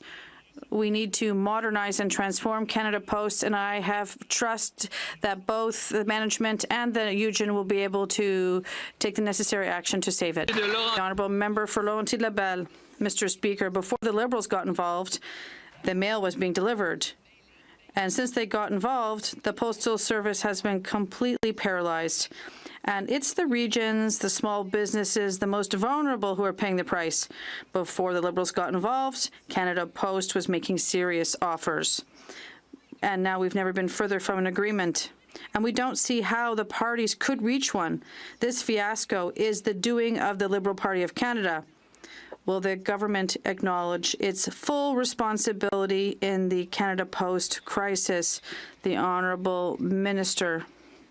Mr. Speaker, I find this question absolutely surprising when I have these Bloc members that have been saying for years that Canada Post has to be modernized. We've been waiting for 20 months, and when the employees were striking last Christmas, they said that it was this action from this government was causing issues, and now we're used to the Bloc living in some type of parallel universe. They're not recognizing that they're losing $10 million a day. We need to modernize Canada Post, and we expect both parties to reach an agreement. The honourable member for Kildonan St. Paul. Mr. Speaker, the Prime Minister promised he would negotiate a win with President Trump and have a deal by July 21st, but there's been no win and there is no deal. Major U.S. tariffs on Canada have doubled, and the Prime Minister has repeatedly conceded to Americans' demands. Now his office is telling media that all steel and aluminum tariffs may be lifted tomorrow, finally. But what about the auto sector, Mr. Speaker? Thousands of jobs are at risk. GM is cutting. Stellantis has idled its Windsor plant and moved $10 billion of investment to the U.S. Will the Prime Minister's long-promised, long-overdue deal include an end to U.S. tariffs on Canadian autos? Yes or no? Yeah, good question. The Honourable Minister of International Trade. Mr. Speaker, Canadians elected this government to protect, build, and transform our economy. We are protecting and supporting our industries through the new $5 billion Strategic Response Fund, the $1 billion Tariff Relief Initiative, which will give thousands of Canadian businesses financial support to access new global markets. We are building Canada with new nation-building projects, which will lead to thousands of new careers in skilled trades across Canada. And we are transforming our economy by unlocking new market opportunities so that Canadian businesses have preferential access to fast-growing regions around the world. Mr. Speaker, we are laser focused in building Canada strong. The honourable member for Kildonan St. Paul.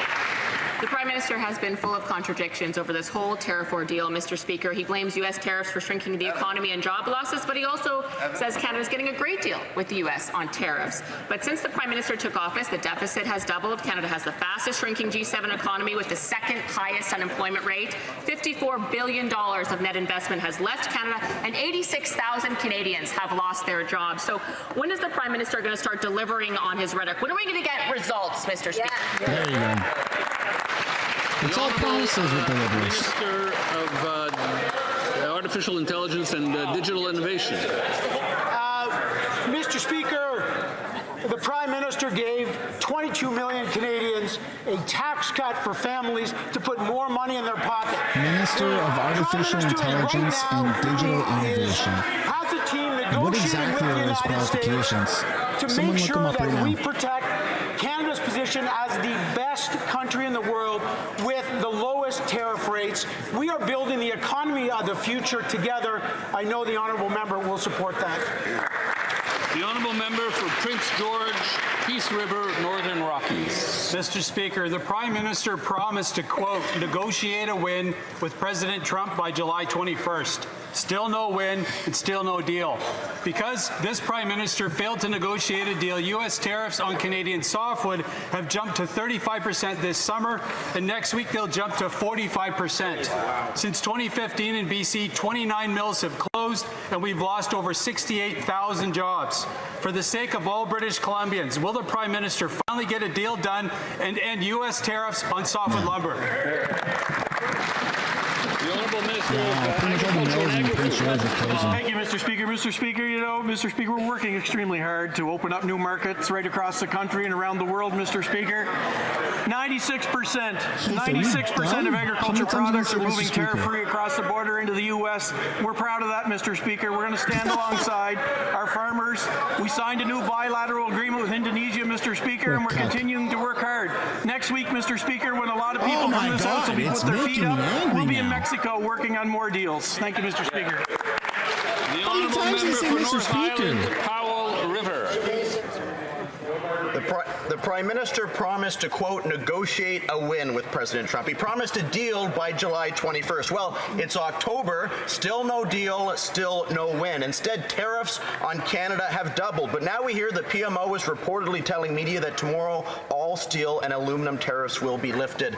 But what about lumber? U.S. lumber tariffs on Canada have increased by more than 100%. Jobs have been lost. Mills have been closed. Will the Prime Minister's long overdue deal tomorrow include an end to tariffs on Canada's incredible forest industry? Yes or no? The Honourable Parliamentary Secretary to the Minister of Natural Resources. Mr. Speaker, we've been clear that U.S. tariffs on Canadian softwood lumber are absolutely unjustified, and we are working at every level to resolve the softwood lumber dispute. To date, we have announced more than $50 million in income supports for more workers, $700 million in loan guarantees, and $500 million in capital investments to make the industry more competitive and retool it for the future, including to build more Canadian homes. We will buy Canadian, we are ready to build, and we are changing federal procurement processes to require require companies contracting with the federal government to procure Canadian lumber. This is how we build the strongest economy in the G7. That is how we win a trade war, one we did not ask for, but one we will not back down from. The honourable member for North Island, Powell River. I guess that's a no, Mr. Speaker. You know, the Prime Minister promised elbows up during the last election, said so far on Vancouver Island, all we've had are job losses, mill closures, and higher prices for virtually every good in our society. 54 billion has fled the country. 86,000 people have lost their jobs, and the entire coastal forest industry right now is on the brink of total collapse. Will the Prime Minister demand the lifting of tariffs on Canadian lumber and any trade deal with the United States, or is he preparing to throw our forestry workers and incredible forestry communities under the bus? The Honourable Parliamentary Secretary to the Minister of Natural Resources. Mr. Speaker, we will always be there for forest workers, and that's why we have invested so heavily in them and will continue to do so. This trade war came to our shores, but we are going to finish it by being strong supporters of industry, strong supporters of Canadian workers, and making sure we get the job done. Hear, hear. The Honourable Member for Carleton. Monsieur le Président, les Canadiens.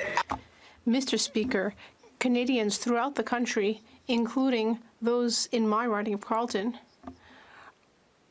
are watching the generational investment made by our government in the Canadian Armed Forces. At a time when Canada is diversifying its trade relationships and is increasing its military presence throughout the world, we know that that is having a positive impact on our home industries. Can the minister tell the House about our recent investments in national defense? The Honourable Minister of National Defense. I'd like to congratulate my colleague, Mr. Speaker. Indeed, we are acting quickly to meet the needs of our Canadian Armed Forces. Last week, we announced the creation of the new Defence Investment Agency in order to speed up defence procurement, and today we are debating Bill C-11, which seeks to modernize the military justice system in order to better support our armed forces. Mr. Speaker, this is an extremely serious matter, and on this side of the House, we are taking rapid action. The Honourable Member for Oxford. The Liberal bill has allowed repeat violent offenders to terrorize our communities. And despite promising decisive action, the Prime Minister continues to keep his Liberal bill in place, causing more chaos on our streets. Our Jail Not Bail Act has the support of police chiefs, unions, victim advocacy groups, survivors, and their loved ones. And MPs will vote today to fast-track that bill in this chamber, and Canadians are watching. So what will it take? How many lives have to be lost before this Prime Minister puts aside his partisanship and scraps Liberal bail? The Honourable Secretary of State for Combating Crime. Mr. Speaker, we completely agree that violent and repeat offenders should not be released back into our communities on bail. While we appreciate the opposition's attempt with their motion, it's a bit weak, Mr. Speaker. It misses the mark on key changes that need to be implemented in order to keep a wide array of criminals behind bars. Mr. Speaker, we'll be introducing comprehensive bail and sentencing reforms that have been created in consultation with law enforcement, Crown lawyers, and provincial and territorial governments. Mr. Speaker, our bill that's coming up is a tough on-crime bill. The Honourable Member for Oxford. Speaker, the Liberals keep telling Canadians to be patient.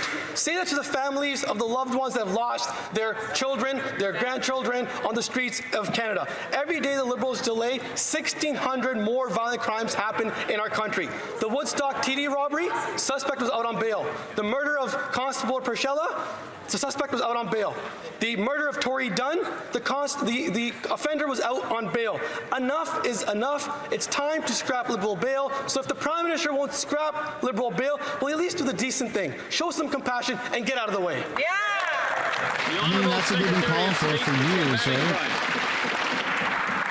Mr. Speaker, like I said, violent and repeat offenders should not be released on bail. Hear, hear. We agree with this. That is why we're bringing forward comprehensive bail reform. We want to get it right, Mr. Speaker. We don't want to pass something that is weak and lets violent offenders back out onto our streets. Oh my The Honourable goodness. Member for Brantford. This is politics. It's South disgusting. Six Nations.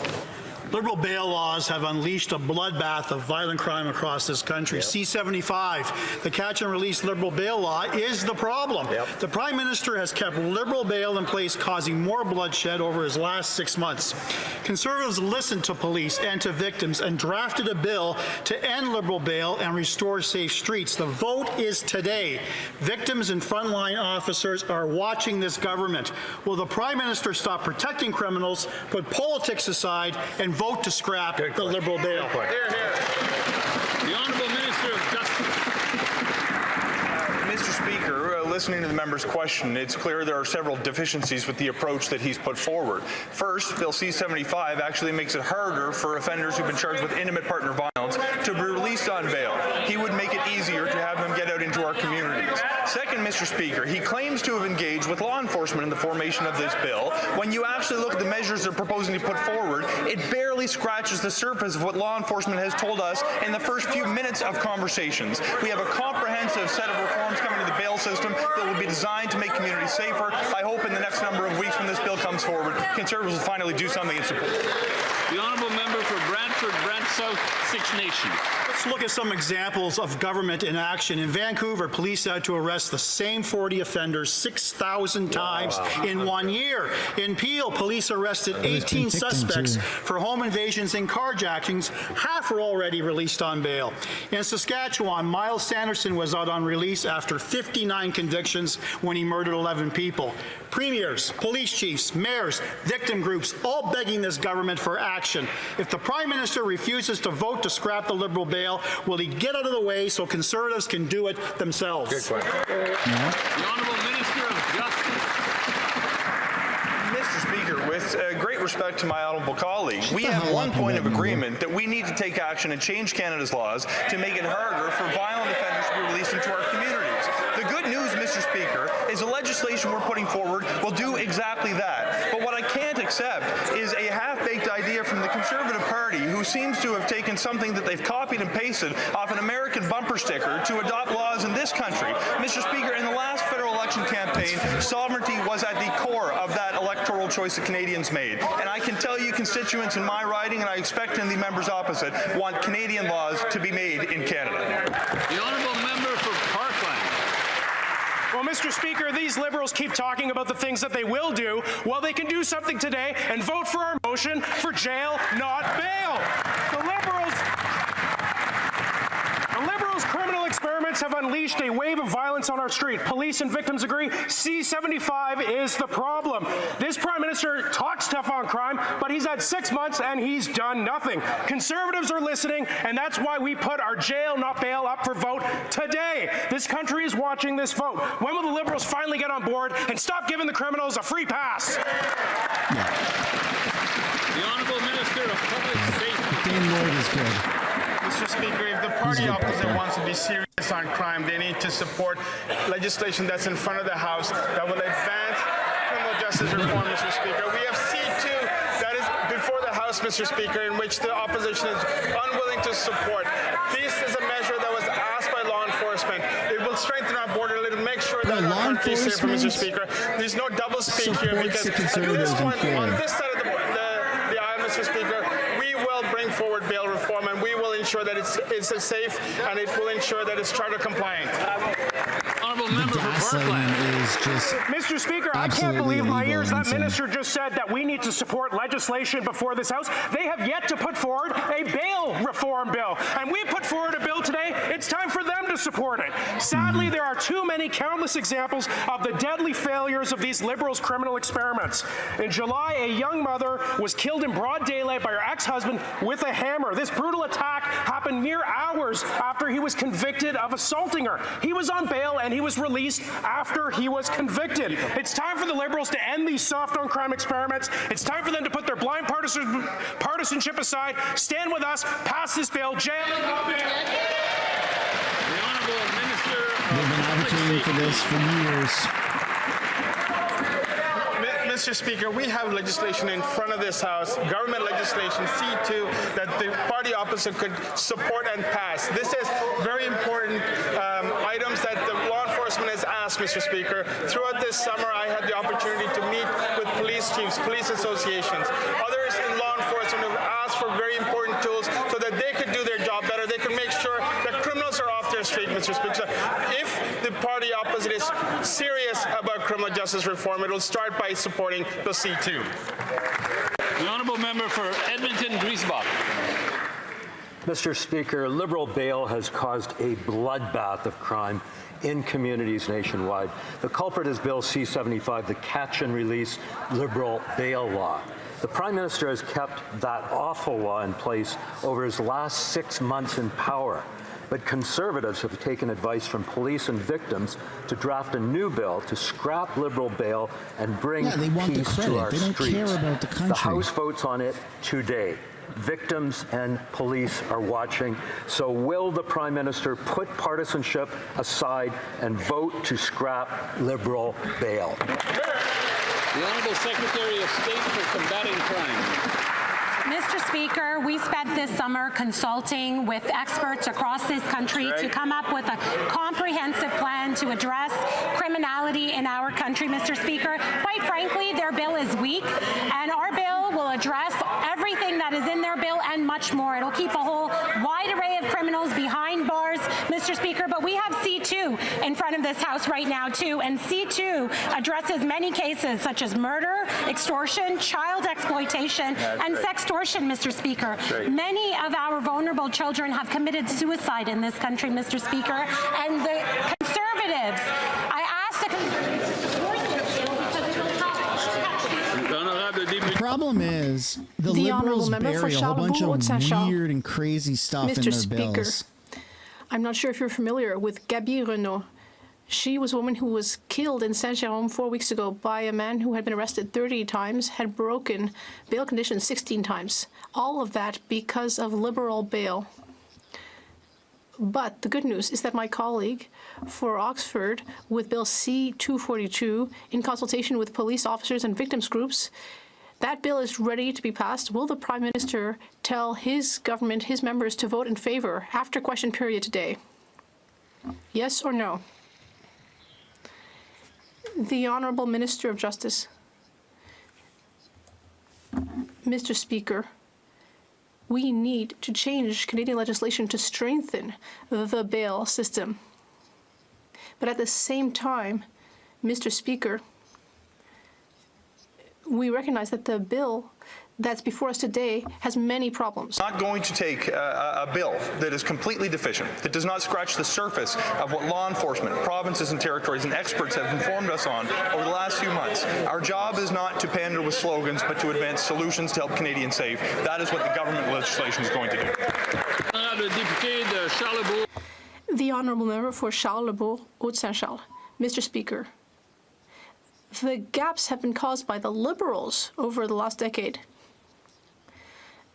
Bills like C-83, like C-75 have all led to crime going up in Canada.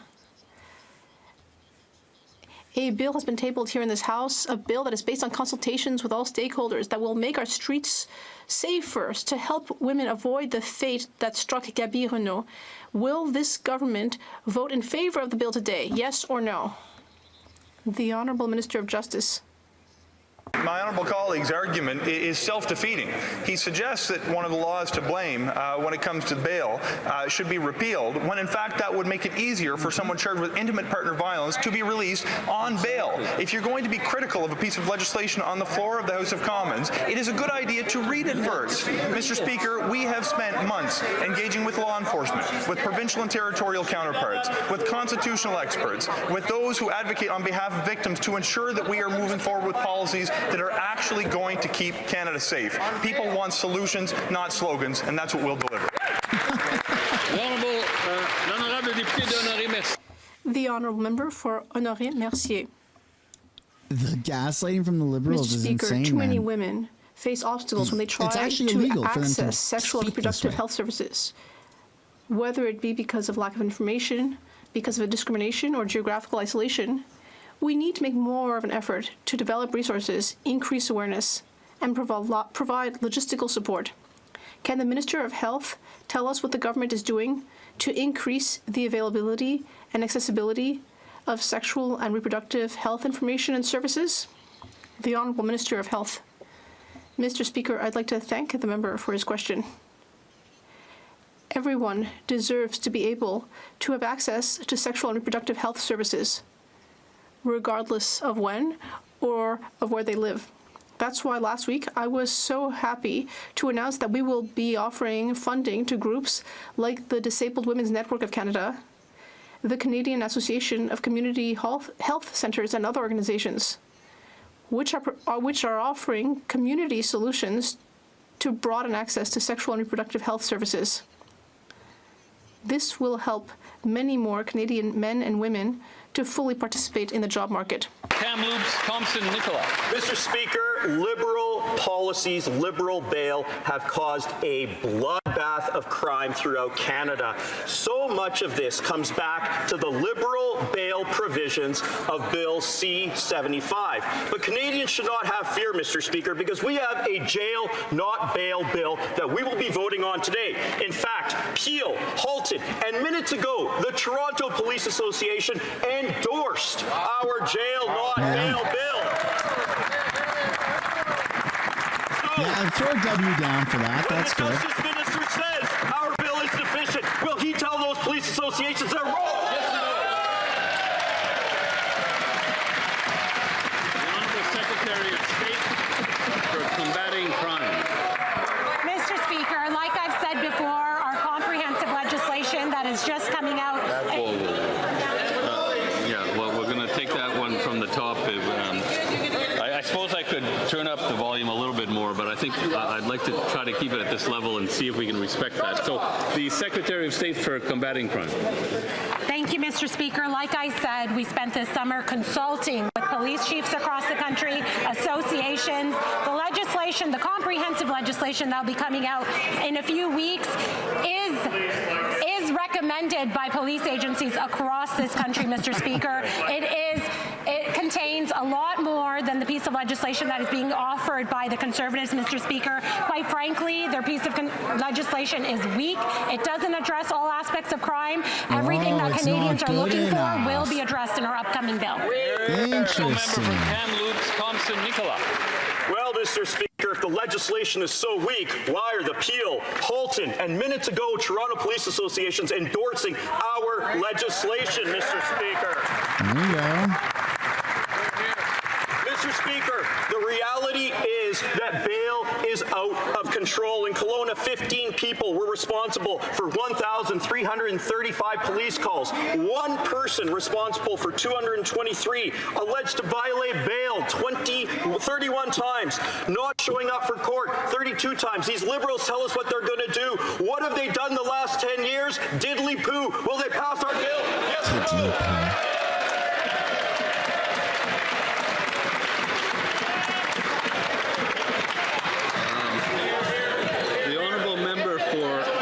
Secretary of State for Combating Crime.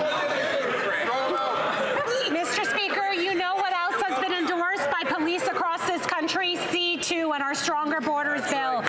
Every police agency across this country has endorsed that piece of legislation. Do you know, Mr. Speaker, Canada is the only country amongst the G7 and our Five Eyes that does not have a lawful access legislation. Mr. Speaker, this is so important in order to protect our children that are being exploited online, Mr. Speaker. Will the Conservatives stop being concerned about the privacy of criminals? There's something that's severely wrong with these Liberals, man. They keep gaslighting us. Liberal bill has caused a bloodbath of crime in communities across this country. Just last week, a man was stabbed on a bus in Brampton by a criminal out on bail. Over his last 6 months in power, the Prime Minister has kept Liberal Bill C-75 in place, causing more bloodshed. Conservatives have taken police and victims' advice to draft a bill that will scrap Liberal Bill and bring peace on our streets. The House vote is today. Victims and police are watching us. Will the Prime Minister do the right thing and vote to scrap the Liberal Bill today? The Honourable Secretary of State for Combating Crime. Mr. Speaker, like I've already said, our bill is comprehensive and is much stronger than the Conservative bill. I believe the Conservatives will be happy to see it in the coming days. It addresses all their issues issues, and much, much more. Mr. Speaker, we have been a tough on crime government since we've taken office. Mr. Speaker, our top priority has been to address these issues with C2, with listing the Bishnoi gang as a terrorist organization. Mr. Speaker, we've been able to crack down on criminals across this country, and I want to thank law enforcement for all of the arrests they've been making and the many, many sentences. The honourable member for Sackville, Bedford, Preston.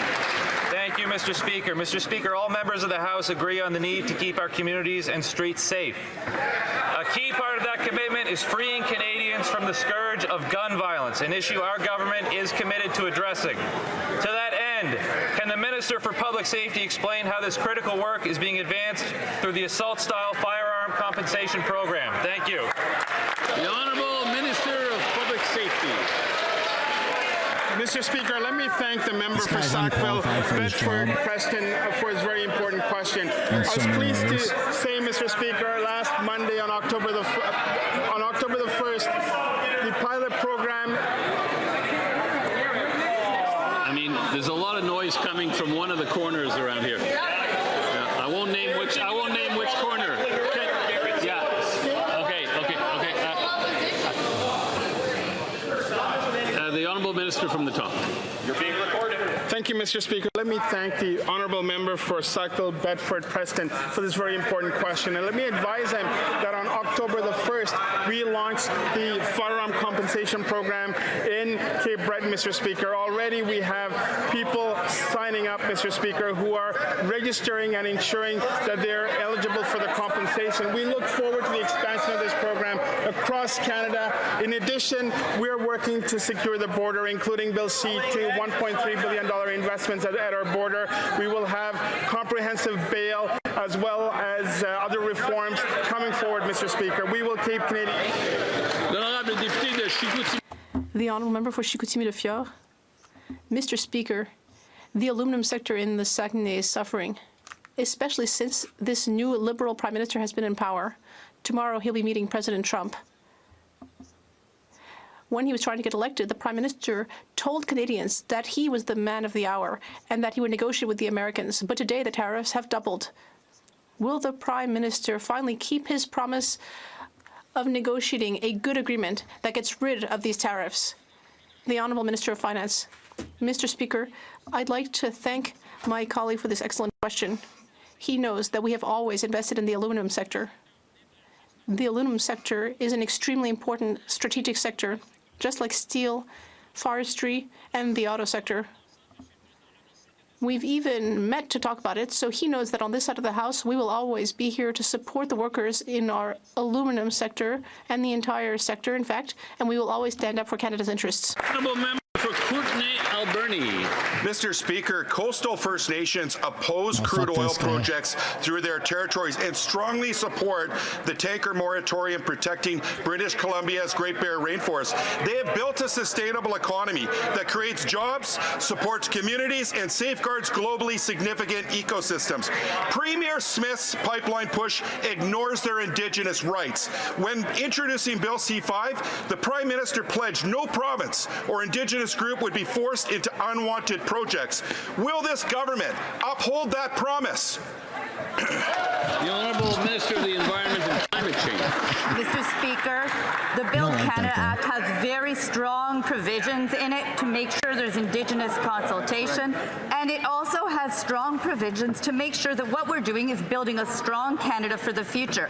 We will leave it that the Premier from British Columbia and the Premier from Alberta can have those conversations as to the path forward, but we will be making sure that we are building a strong Canada for the future. You're here. And that concludes question period for today.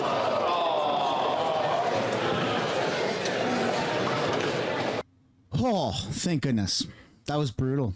That was brutal. If you guys haven't yet already, I posted the link in the chat down below. It's also the pinned comment for what everybody came here for today. I'll post it again. The Pierre Poilievre debate highlight. The meat and potatoes of question period's already been uploaded on House of Canada. So go check that out if you haven't yet already. Just hit the like button on the stream, folks. We're almost at 1,000 likes. Hit the like button. Shut me up. subscribe to the channel, and yeah, and then we'll go from there. A couple super chats today. How do I find them? I'll read them off. I've been bad with that. Once I figure out how to find it. I don't even know how to find it. YouTube is so weird. Let me try and pull it up on my phone. That was a good debate today. Pierre did good. Take care. See you tomorrow. Yeah, thanks, guys. Thanks for stopping in. It's always nice to see this many people show up and partake in the chat, right? Okay, chat filter. There you go. Random Bleach fan says, I was disgusted when I learned about the equalization program forcing Alberta to baby Ontario and other provinces. It is disgusting. That's why Alberta literally wants to separate. Literally, because they're being taken advantage of, right? A lot of their money goes towards equalization payments. If Alberta was its own country, it would be top 5 richest countries in the world per capita. Let that sink in for a second. That's insane. That's absolutely insane. Jay English says, Gary is angry sangria, little gerbil. That's the brown guy, the defense minister guy, or whatever the hell, security. Yeah, he's weird. He's weird. All right, guys. See you tomorrow. Same time. Peace and love. Enjoy your day.